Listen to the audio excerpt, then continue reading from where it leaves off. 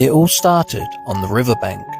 Ethel Maud Howard was born on the 22nd of May 1894 in King's Lynn, Norfolk, to Thomas Howard and Sarah Guy.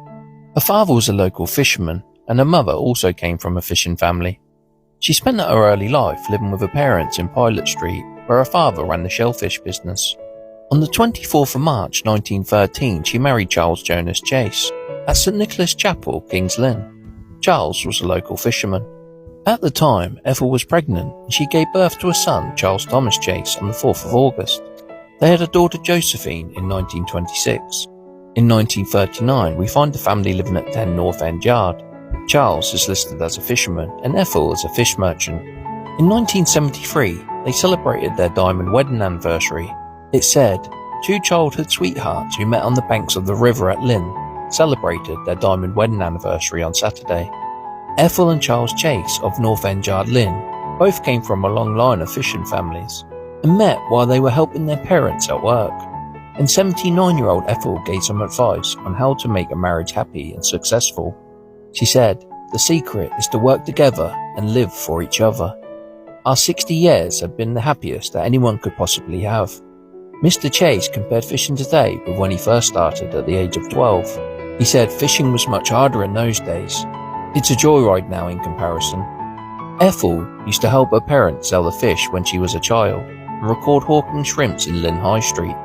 She said, of course there was far less money to be earned in those old days. During World War II, Ethel was one of the women who went out on the boat to help her husband catch the fish. They have lived in the same house throughout their married life. They have 2 children, 8 grandchildren, and 2 great-grandchildren. Ethel died at her home in North End Yard on the 27th of June 1981.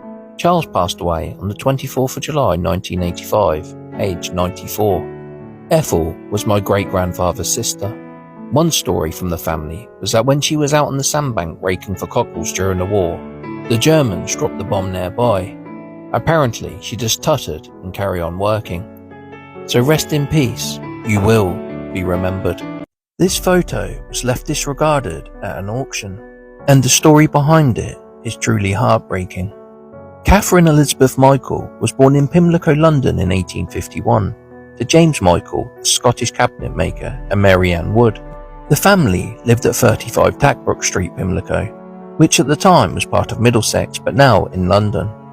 In the 1870s, the Michael family moved to Windsor, Berkshire, and in March 1877, Catherine married Owen Jerome at St John's Church, Windsor. In 1881, the family lived in Chelsea, London, where Owen worked as an attendant at the British Museum. They had one daughter, Eva, born in 1879, and she was followed by a son, Reginald, in 1885. Tragedy struck the family in 1888 as Catherine passed away, aged only 39. Cause of death, tuberculosis. This would have been a devastating blow to the young family, with Eva, aged only 9, and Reginald 3. Jerome never remarried, and lived the rest of his years at 13 Lothrop Street, Queen's Park, London. He continued his work at the British Museum, and in 1901, Catherine's sister Annie is working as his housemaid, which perhaps indicates he stayed close to Catherine's family. He passed away in 1920, aged 65, so rest in peace, you will be remembered.